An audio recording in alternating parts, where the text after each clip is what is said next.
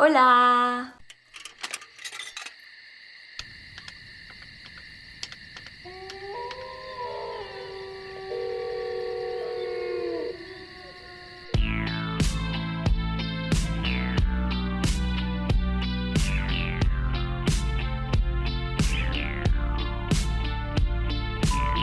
Salut tout le monde, j'espère que vous allez bien. En tout cas, moi ça va très bien. Aujourd'hui, on se retrouve avec une nouvelle vidéo qui va faire partie d'une nouvelle série que je vais faire sur ma chaîne. Ça va être une série de vidéos qui vont parler de tueurs en série, de crimes, de plein de petites histoires, des creepypasta, tout ça. Je sais que Squeezie reprenait des threads sur Twitter en fait. Donc moi je pense pas que je ferais ça parce que je sais pas trop si je me sens capable de faire ça. Mais en tout cas, moi j'adore tout ce qui est des crimes hyper célèbres, des choses comme ça. J'adore le couple Ed et Lorraine Warren. Donc que des trucs comme ça, vous voyez. C'est vraiment des trucs un peu d'horreur et je pense que j'aimerais beaucoup en parler sur ma chaîne. Je vais pas vous mentir, si vous avez pas un certain âge, je pense pas que vous puissiez regarder cette vidéo. Je pense que je vais mettre la limite d'âge, mais on va vraiment parler de choses assez dégueulasses, on va pas se mentir. Et même moi, quand je me suis renseignée pour faire cette vidéo, j'ai eu des hauts le cœur parfois. Je vais vous laisser juste mon Instagram juste ici parce que je suis très active là-bas et je fais plein de sondages pour savoir ce qui vous intéresserait le plus sur ma chaîne. Donc n'hésitez surtout pas à aller me follow. Aujourd'hui, on va commencer par parler d'un tueur en série qui est assez spécial. On va parler de Albert Fish.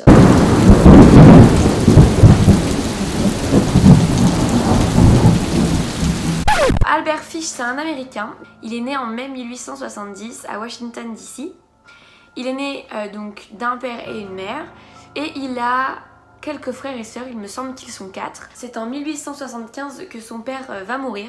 Et donc du coup, sa mère, elle va être contrainte de chercher un emploi. Elle va pas pouvoir s'occuper de ses enfants. Et donc elle va placer Albert dans un orphelinat. C'est à partir de là qu'il y a plein de choses qui vont se développer. Déjà, on a appris beaucoup plus tard que dans la famille d'Albert Fish, il y avait eu beaucoup de générations touchées par des maladies mentales. On en avait compté 7, donc 7 personnes atteintes de maladies mentales sur 2 générations, donc c'est énorme. Mais ça, on l'a appris beaucoup plus tard. C'est dans cet orphelinat qu'il va commencer à développer une espèce d'adoration pour la douleur. Dans cet orphelinat, il va être fouetté, battu, puni, insulté, etc. Et en fait, il va dire qu'il ressent du plaisir à subir ses douleurs, ses souffrances. Et donc c'est là en fait que Albert va développer un plaisir en fait à souffrir. C'est ce qu'on appelle le sadomasochisme. Il va apprécier en fait être battu. C'est quelque chose vraiment qui va lui faire du bien. À l'âge de 7 ans, il quitte l'orphelinat. Il va rentrer chez lui. Et c'est un de ses grands frères qui va commencer à lui faire découvrir des peintures d'hommes et de femmes dénudés, qui va commencer à lui raconter des histoires qui font peur, de cannibalisme, etc. On se dit que le frère, il est pas net du tout pour raconter ça à son frère de 7 ans. Fish, il va demander à son frère de lui raconter tout le temps ces histoires. Il va commencer à vraiment faire une adoration là-dessus. Encore une fois, il va bien aimer le fait de voir les hommes et les femmes dénudés. Il va bien aimer le fait qu'il mange de la chair humaine. Et donc à 7 ans, il va se retrouver en fait à aller lire les rubriques criminelles dans les journaux. En 1892, Albert Fish, il va rencontrer quelqu'un. C'est une personne avec qui il va être en relation. Et en fait, cette personne va lui faire découvrir les relations sexuelles avec les maisons closes. Là, ça va être le début de la fin parce qu'en fait, il va s'intéresser à ça. Ensuite, donc, il va atterrir à New York, il va devenir prostitué. Grâce ou à cause de cette personne, on ne sait pas trop quoi dire, il va développer donc de la coprophagie. Je galère à le dire. Donc, il va développer la coprophagie et l'onidisme. La coprophagie, c'est en fait le fait de consommer ses excréments. Voilà. Donc, pour vous montrer à quel point Fish était rendu à un niveau genre... Wouh! Vraiment, le mec était sadomaso, il aimait beaucoup, il était très pervers, il aimait les histoires de cannibalisme, il a commencé à faire de la coprophagie, enfin bref. On pensait qu'on pouvait pas faire pire, mais franchement, vous allez voir la suite. Il est monté à un niveau juste wow. En 1890 du coup, donc il va habiter à New York, il va devenir prostitué là-bas. Et il va également développer une passion pour le voyeurisme. Il va aller dans les piscines municipales, tout ça, où il va observer les jeunes garçons, les garçons. C'est en cette année-là, donc en 1890, qu'il a violé plus de 6 petits garçons, il me semble. C'est dans cette année-là également où il sera marié à une jeune fille qui s'appelle Anna. Et donc c'est sa mère à Fish qui l'aura forcé à se marier.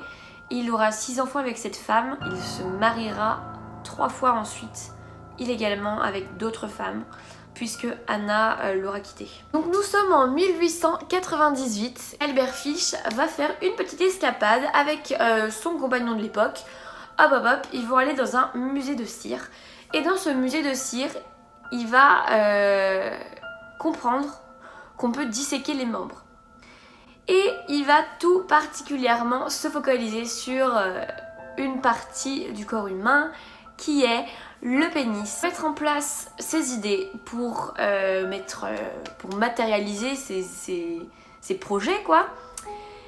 Il va être en couple avec un homme déficient et il va en profiter pour faire son expérience sur lui. Sauf que du coup ça va être un peu son premier, pas crime, mais la première fois il va passer à l'acte par rapport à ça. Il va essayer de lui couper l'organe génital, sauf que Fish va tout abandonner et il va fuir en voyant la douleur que ça faisait à son compagnon. Il va être pris de pitié et il va fuir. Il avait donc une très bonne relation avec ses 6 enfants, mais c'était une relation assez perverse, assez malsaine, toxique. Sur Wikipédia, vous pouvez voir des extraits de lettres qu'il envoyait à sa fille. On peut lire qu'il lui écrit oui, la prochaine fois que je te vois, je vais te mettre des fessées et tu sais très bien où. Enfin, des petits trucs assez malsains. Des trucs qu'un père ne dit pas à sa fille. On va passer à ses premières agressions. Les 2 plus grosses affaires, et c'est à l'heure actuelle les seuls cas qui ont été recensés pour Albert Fish. Mais on pense qu'il a violé plus de 400 enfants et pourtant il y a seulement 4 victimes connues. Sur 4 cas recensés, je vais vous en parler seulement que de 2. Le cas de Grace Budd. C'est le 25 mai 1928 qu'Edward Budd, donc 18 ans, il va poster une petite annonce où il va demander s'il pouvait être hébergé par quelqu'un qui habite à la campagne. Albert Fish, lui, il voit ça direct. Hop, le 28 mai, il est chez les Budd. Il se fait appeler Frank Howard et il se fait passer pour un fermier. Donc, ils discutent. Il promet au Budd que Edward sera logé, nourri. Voilà, il promet un hébergement. Mais il rencontre également la petite sœur d'Edward, Grace Budd, qui a 12 ans à l'époque, qui va réussir à convaincre les parents. Il va leur promettre donc qu'Edward sera logé, nourri, mais en attendant, il demande à emmener Grace à une fête d'anniversaire. Albert Fish est parti avec la petite Grace et malheureusement, elle ne reviendra jamais. Il a emmené Grace dans un petit cabanon, c'est une petite maison abandonnée à côté d'une forêt. Cette maison s'appelle le Wisterda Cottage. Il l'a tué là-bas. Ce sera un homme qui est évidemment innocent, qui sera arrêté, qui va être mis en prison et qui va finalement être jugé non coupable. L'enquête va durer 6 ans. Un jour, Albert Fish, il va envoyer une lettre anonyme à la famille Budd, où en fait dans cette lettre, il va leur expliquer ce qu'il a fait. Et je ne vais pas vous lire la lettre, je ne vais pas vous la mettre parce qu'elle est horrible, elle est crue. Et ça m'a vraiment donné la gerbe quand je l'ai lue, donc si vous voulez aller la lire, elle est disponible sur Wikipédia. Je pensais même pas qu'un humain était capable de faire ça. Cette lettre, elle est anonyme. Il y a un policier qui va réussir à voir sur l'enveloppe quelque chose qui appartient à l'entête. En fait, l'entête avait mal été faite ou je sais pas quoi. Et il a trouvé un indice. Cet indice donc l'a mené à une association où dans cette association il était censé avoir Frank Howard.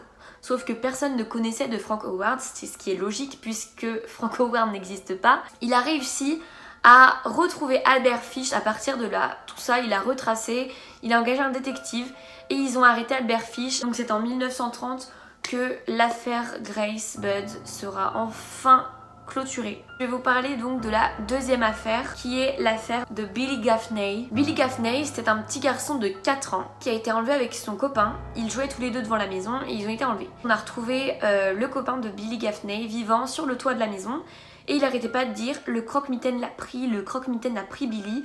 Il est parti avec Billy, le croque-mitaine est parti. Dans le journal, il y avait une photo d'Albert Fish et il y a le machiniste du tramway de Brooklyn qui s'appelle Joseph Merrin qui est venu à la police et qui a dit Ce jour-là, j'ai vu cet homme avec un petit garçon, il a fait la description du petit garçon dans le tram et c'était pas normal. Et donc en fait, il disait que le petit garçon pleurait, qu'il appelait sa mère, mais que l'homme le tirait en dehors du tramway.